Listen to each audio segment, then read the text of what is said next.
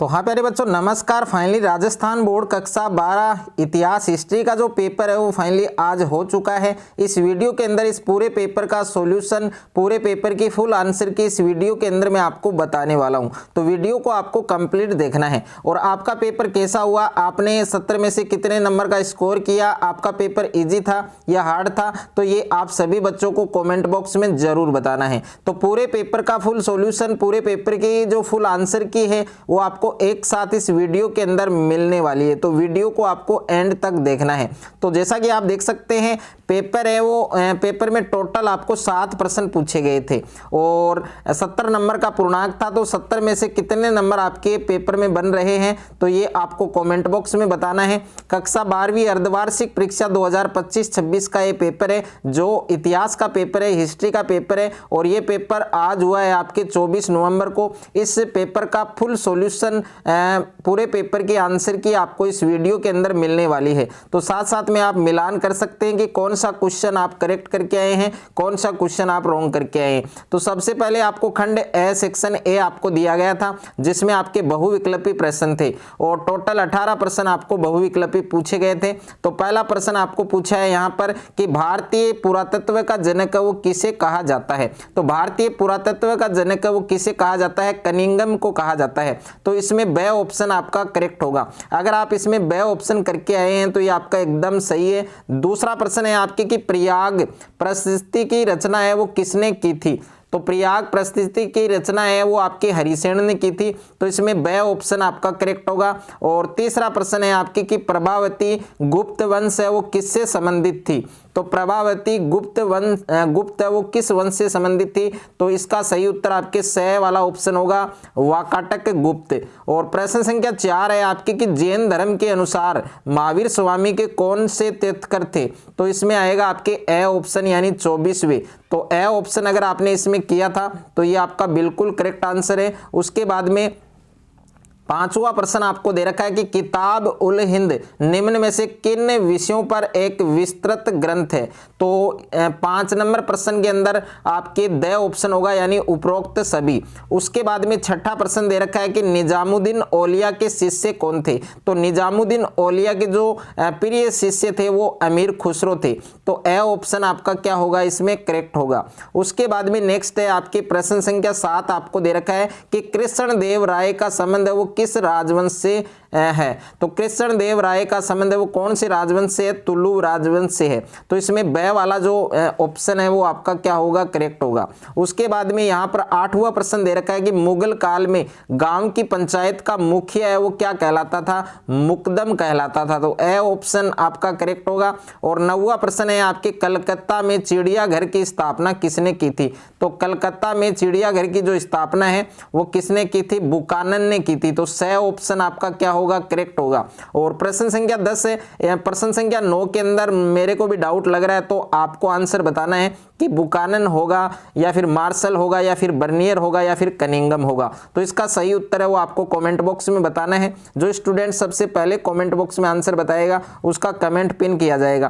Question number 10 है 1857 की क्रांति के समय मुगल बादशाह कौन था। तो इसका सही उत्तर होगा बहादुर शाह, यानी ए वाला जो ऑप्शन है वो आपका क्या होगा, करेक्ट होगा। प्रश्न संख्या आपके 11 दे रखा है कि उलटबासी रचनाओं का संबंध है वो किससे है। तो यहाँ पर कबीर से है, यानी बे वाला जो ऑप्शन है वो आपका क्या होगा, करेक्ट होगा। प्रश्न संख्या 12 है दामिन एक कोहे का क्षेत्र किस जनजाति से संबंधित है। तो इसका ऑप्शन आपके ए वाला जो ऑप्शन है संथाल, ये आपका करेक्ट होगा। प्रश्न संख्या आपके 13 दे रखा है प्रथम गोलमेज सम्मेलन है वो कब आयोजित हुआ। तो प्रथम गोलमेज सम्मेलन है वो कब आयोजित हुआ, 1930 में, यानी प्रश्न संख्या 13 का जो आंसर है वो आपके स वाला ऑप्शन करेक्ट हो जाएगा। प्रश्न संख्या 14 है सिंधु सभ्यता का स्थल लोथल किस राज्य में स्थित है। तो प्रश्न संख्या 14 के अंदर बे वाला ऑप्शन आएगा आपके गुजरात, यानी बे ऑप्शन अगर आपने इसमें किया है तो ये आपका बिल्कुल करेक्ट आंसर है। उसके बाद में प्रश्न संख्या आपके 15 दे रखा है कि अमुक्त माल्यद नामक कृति किसके द्वारा लिखी गई थी। तो इसमें होगा आपके कृष्ण देव राय, यानी स ऑप्शन आपका क्या होगा, करेक्ट होगा। प्रश्न संख्या 16 है कि मक्का है वो भारत में कहां से आया, मक्का भारत में कहां से आया, तो इसका सही उत्तर होगा आपके द ऑप्शन होगा अमेरिका। उसके बाद में नेक्स्ट है आपके प्रश्न संख्या 17 आपको दे रखा है, यहां पर प्रश्न संख्या 17 देख सकते हैं आप कि महात्मा गांधी दक्षिण अफ्रीका से भारत कब लौटे, तो इसका सही उत्तर होगा आपके 1915, यानी ए ऑप्शन आपका क्या होगा, करेक्ट होगा। प्रश्न संख्या 18 है सुदर्शन झील का जीर्णोद्धार किसने कराया था, तो रुद्रदामन ने, यानी बे ऑप्शन आपका क्या होगा, करेक्ट होगा। उसके बाद में दूसरा प्रश्न है आपके खंड बे सेक्शन बी के अंदर रिक्त स्थानों की पूर्ति कीजिए, तो इसमें पहला प्रश्न है कि राजगृह शब्द है इसका क्या अर्थ होगा, तो राजगृह शब्द का अर्थ क्या होगा, राजा का घर, क्या होगा, राजा का घर। तो इस रिक्त स्थान में आपको क्या लिखना था, राजा का घर लिखना था, या फिर आप लिख सकते हैं राजमहल, आप राजमहल भी लिख सकते हैं, दोनों ही उत्तर आपके क्या होंगे, करेक्ट होंगे।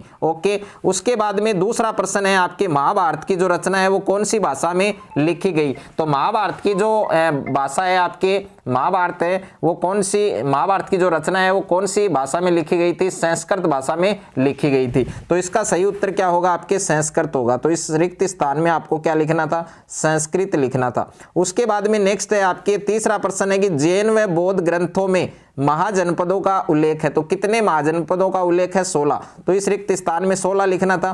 4 नंबर है दक्कन दंगा रिपोर्ट ब्रिटिश संसद में पेश की गई, कब की गई थी, 1878 में, तो इस रिक्त स्थान में आपको क्या फिल करना था, 1878। उसके बाद में 5 नंबर है दिगंबर का संबंध है वो कौन से धर्म से है, तो दिगंबर का जो संबंध है, रिलेशन है वो कौन से धर्म से है, जैन धर्म से, तो इसमें आपको जैन धर्म लिखना था। ओके, जैन धर्म। उसके बाद में नेक्स्ट है आपके खंड स है अति लघुतरात्मक प्रश्न है इसमें आपके, तो प्रश्न संख्या 3 के अंदर पहला प्रश्न है हड़प्पा सभ्यता का स्थल कालीबंगा किस राज्य में स्थित है, तो इसका सही उत्तर होगा राजस्थान, इसका सही उत्तर आपको क्या लिखना था, राजस्थान, राजस्थान में है। ओके, और उसके बाद में दूसरा प्रश्न है फ्रांसिस बुकानन पेशे से क्या था, तो ये डॉक्टर था, चिकित्सक था, जो ईस्ट इंडिया कंपनी के लिए क्या करता था, काम करता था, तो ये आपको लिखना था। तीसरा प्रश्न है महात्मा गांधी ने दांडी यात्रा कब शुरू की, 12 मार्च 1930, 12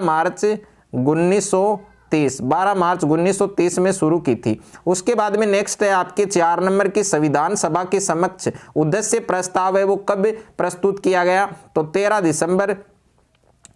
दिसंबर 1946 में। ओके, ये आपको लिखना था। और उसके बाद में प्रश्न संख्या 5 है पितृवंशिकता का क्या अर्थ है, तो पितृवंशिकता का क्या अर्थ है कि वह परंपरा जो पिता के बाद पुत्र फिर पौत्र आदि के माध्यम से आगे बढ़ती है, आगे ग्रोथ होती है, उसको हम पितृवंशिकता कहते हैं। उसके बाद में छठा प्रश्न है हस्तिनापुर नामक जगह का उत्खनन किसने किया था, तो इसका उत्तर होगा आपके, इसमें आपको लिखना था बी, और उसके बाद में बी, और उसके बाद में लाल, ये नाम आपको लिखना था। उसके बाद में नेक्स्ट है आपके प्रश्न संख्या 7 की भारत आने वाले किन्हीं 3 विदेशी यात्रियों के नाम, तो एक तो होगा मेगस्थनीज, और दूसरा होगा आपके वेहन तसांग, और तीसरा होगा इब्न बतूता। ये 3 विदेशी यात्री थे। और 8वां अंडाल कौन थी, तो अंडाल कौन थी इसके बारे में आपको लिखना था, तो अंडाल वो एक तमिल संत कवियत्री थी। और प्रश्न संख्या 9 दे रखा है जिन्स ए कामिल क्या है, तो जिन्स ए कामिल क्या है, एक उत्तम फसल है, क्या है, एक उत्तम फसल। और प्रश्न संख्या 10 है भारत में 16वीं 17वीं शताब्दी में कितने प्रतिशत लोग गांवों में रहते थे, तो 85%। इसका सही उत्तर क्या होगा, 85% जो आबादी है वो गांव में रहती थी, तो 85% इसका सही उत्तर होगा। और उसके बाद में सेक्शन डी है, सेक्शन डी के अंदर आपके बड़े प्रश्न हैं, तो इन सभी प्रश्नों का जो सॉल्यूशन है वो आपको टेलीग्राम ग्रुप पर मिल जाएगा। टेलीग्राम ग्रुप का लिंक मैंने डिस्क्रिप्शन में दे दिया है, तो वहां जाकर आप टेलीग्राम ग्रुप को ज्वाइन कर सकते हैं। बाकी आपका पेपर कैसा हुआ, आपने 70 में से कितने नंबर का स्कोर किया, ये आप सभी बच्चों को कमेंट बॉक्स में जरूर बताना है।